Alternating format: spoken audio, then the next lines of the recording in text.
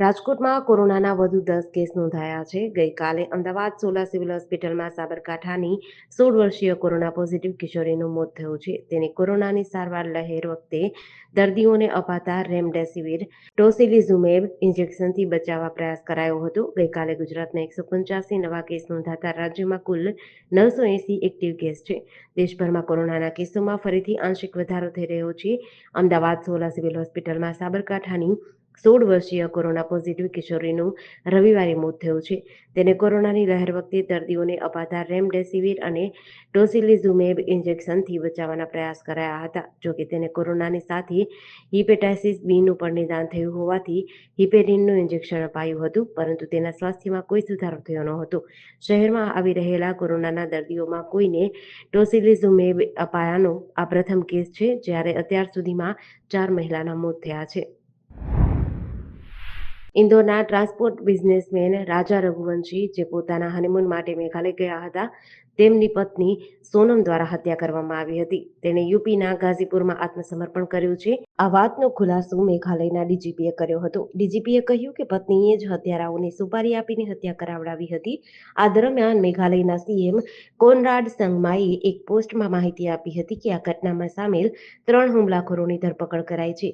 હુમલાખોરો મધ્યપ્રદેશના છે. હાલ અન્ય એક હુમલાખોરની શોધ ચાલુ છે અને સોનમના પિતાએ માનવાનો સ્પષ્ટ ઇનકાર કર્યો છે કે તેમની પુત્રી તેના પતિની હત્યા કરાવી શકે.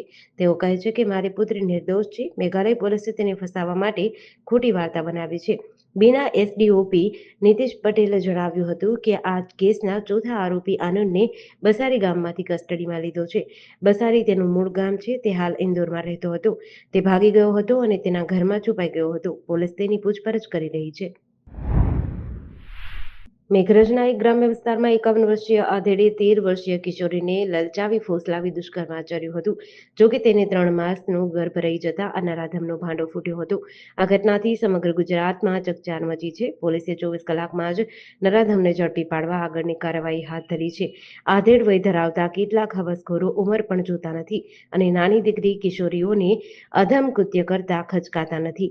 હકીકત એવી છે કે મેઘરજના અંતરિયાળ વિસ્તારમાં 51 વર્ષીય આધેડના ઘરે 13 વર્ષીય કિશોરી રમવા જતી હતી. ત્યારે આ દુષ્ટ આધેડે આ કુમળી ફૂલ જેવી માસૂમ પર દાનત બગાડી અને તેના મનમાં વાસનાનો કીડો સળવળ્યો.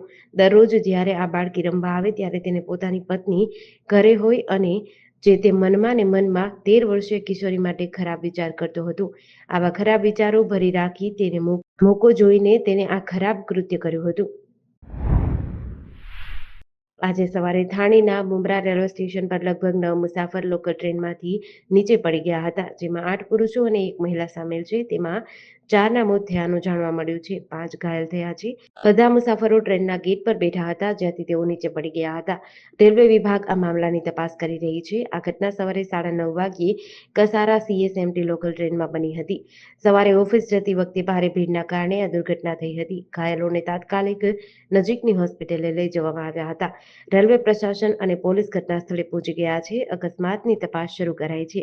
ઘટનાને કારણે લોકલ ટ્રેન સેવાઓને અસર થઈ છે. મુંબ્રા રેલવે અકસ્માત અંગે સેન્ટ્રલ રેલવેના સીપીઆરઓ સ્વપ્નિલ ધનરાજ નીલાએ જણાવ્યું કે આ અકસ્માત મુંબ્રા અને દીવા સ્ટેશનો વચ્ચે ડાઉન ફાસ્ટ લાઇન પર થયો હતો.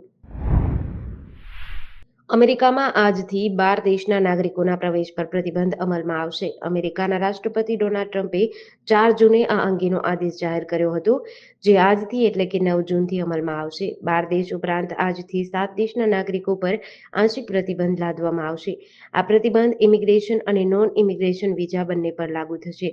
ટ્રમ્પે પોતાના નિર્ણય પાછળ અમેરિકન લોકોના જીવનની સલામતી અને રક્ષણનો ઉલ્લેખ કર્યો હતો. ટ્રમ્પે 4 જૂને કહ્યું હતું કે આતંકવાદી હુમલા કરવાનો, રાષ્ટ્રીય સુરક્ષાને નુકસાન પહોંચાડવાનો, નફરત ફેલાવવાનો અથવા ઇમિગ્રેશન કાયદાનો દુરુપયોગ કરવાનો પ્રયાસ કરાતા વિદેશી નાગરિકોથી યુનાઇટેડ સ્ટેટ્સનું રક્ષણ કરવું મહત્વપૂર્ણ છે.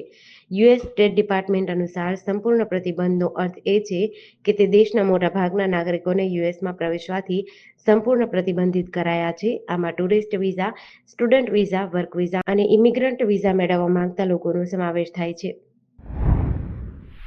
અમદાવાદના પૂર્વ વિસ્તારમાં માતા-પિતા માટે લાલ બત્તી સમાન કિસ્સો સામે આવ્યો છે.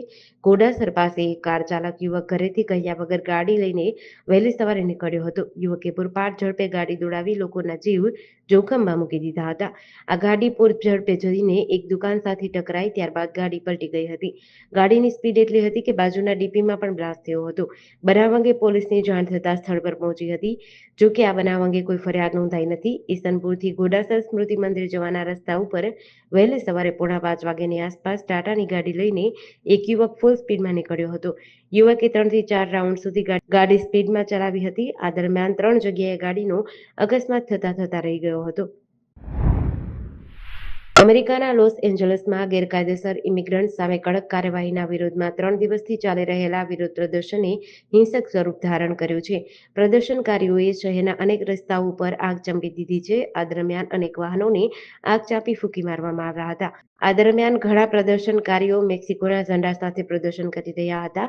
પરિસ્થિતિને કાબૂમાં લેવા માટે યુએસ નેશનલ ગાર્ડે ભારતીય સમય મુજબ રવિવારે મોડી રાત્રે પ્રદર્શનકારી પર ટીયર ગેસના શેલ છોડ્યા હતા અને ભીડને પાછળ ધકેલી હતી. આ ઘટના મેટ્રોપોલિટન ડિટેન્શન સેન્ટરની બહાર બની હતી, જ્યાં વિરોધીઓ એકઠા થયા હતા. કેટલાક પ્રદર્શનકારીઓ ગો હોમના નારા લગાવી રહ્યા હતા. રાષ્ટ્રપતિ ડોનાલ્ડ ટ્રમ્પે સોશિયલ મીડિયા પર લખ્યું કે આ શહેર ગેરકાયદેસર ઇમિગ્રન્ટ્સ દ્વારા કબજે કરવામાં આવ્યું છે અને ટૂંક સમયમાં મુક્ત કરવામાં આવશે. ચારધામની યાત્રાએ જવા માટે નીકળેલા ગાંધીનગરના રાંદેસણના યાત્રાળુઓ સાથે એક ટ્રાવેલ્સના એજન્ટે 7 લાખની છેતરપિંડી આચરી છે. ચારધામની સારી યાત્રા કરાવવાની લાલચ આપી આ એજન્ટે 28 યાત્રાળુ પાસેથી 7 લાખ જેટલી બાદબર રકમ એડવાન્સ લઈ લીધી હતી. ત્યારબાદ યાત્રાળુઓને હરિદ્વાર મળવાનું કહેતા તેઓ હરિદ્વાર પહોંચ્યા હતા, જ્યાં એજન્ટને ફોન કરતા તેનો ફોન સ્વિચ ઓફ આવતો હતો, જેથી યાત્રાળુઓને હરિદ્વારથી પરત ફરવું પડ્યું હતું. આખરે આ મામલે એજન્ટ સામે પોલીસ ફરિયાદ દાખલ કરાઈ છે. ભૂપતસિંહ વારંવાર ફોન કરવા છતાં પરીક્ષિતનો ફોન સંપર્ક ન થતા દાળમાં કંઈક કાળું હોવાનું જણાતા તેમણે પોતાના મિત્ર મારફતે પરીક્ષિતના દહેરાદૂન સ્થિત નિવાસસ્થાને તપાસ કરાવી હતી. છેતરાયા હોવાનું જણાતા યાત્રાળુઓ હરિદ્વારથી પરત ફર્યા હતા. આ મામલે પોલીસે ગુનો નોંધી તપાસ શરૂ કરી છે. જમીન વિવાદમાં જાન્યુઆરી 2025માં શિવસેનાના નેતા અશોક ધોડીની હત્યા કરનાર વધુ એક આરોપી 5 મહિના બાદ સેલવાસથી ઝડપાયો છે, જેણે ઘોલવડ શિવસેના નેતાનું અપહરણ કર્યા બાદ તેમની હત્યા કરીને લાશને ઉમરગામમાં ફેંકી દીધી હતી. આ પ્રકરણમાં પોલીસે અગાઉ આરોપીઓની ધરપકડ કરી હતી. આ ગુનામાં પોલીસે 5 જણની અગાઉ ધરપકડ કરી હતી. જોકે અવિનાશ અને તેના 3 અન્ય સાગરીતો નાસ્તા ફરતા હતા. દેશમુખે પાલઘર ક્રાઇમ બ્રાન્ચના પીઆઈ પ્રદીપ પાટીલની આગેવાનીમાં વિશેષ ટીમ તૈયાર કરીને અવિનાશને શોધી કાઢવા આદેશ આપ્યા હતા. ટીમે મહારાષ્ટ્રના ઘોલવડ, ઉમરગામ, વાપી, દીવ, દમણ, સિલવાસા, ઇન્દોર, રાજસ્થાનમાં શોધખોળ આદરી હતી. આખરે 8 જૂને રવિવારે પરોઢિયે સેલવાસના મોરખલ ખાતેથી અવિનાશની ધરપકડ કરાઈ હતી. દેશભરમાં છેલ્લા ઘણા સમયથી અજાણ્યા ઈમેલ દ્વારા કોઈ જાહેર જગ્યાને બોમ્બથી ઉડાવી દેવાની ધમકી મોકલી લોકોને ડરાવવાનો પ્રયાસ કરવામાં આવે છે. આવી જ એક ઘટના હવે અમદાવાદમાં બની છે, જેમાં ગુજરાત હાઈકોર્ટને બોમ્બથી ઉડાવવાની ધમકી મળી હતી. મળતી માહિતી મુજબ હાઈકોર્ટના ઈમેલ આઈડી પર અજાણી વ્યક્તિએ ઈમેલ કરી બોમ્બથી ઉડાડવાની ધમકી આપી હતી. ઈમેલની જાણ થતાં તાત્કાલિક પોલીસને સંપર્ક કરવામાં આવ્યો હતો. સમગ્ર ઘટનાની જાણ થતાં જ પોલીસની ટીમ હાઈકોર્ટની તપાસ શરૂ કરી હતી.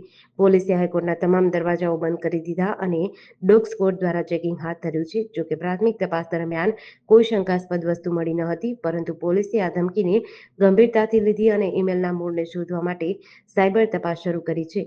અમદાવાદ વરિષ્ઠ પોલીસ અધિકારીઓ દ્વારા આ મામલે વધુ તપાસ હાથ ધરવામાં આવી છે.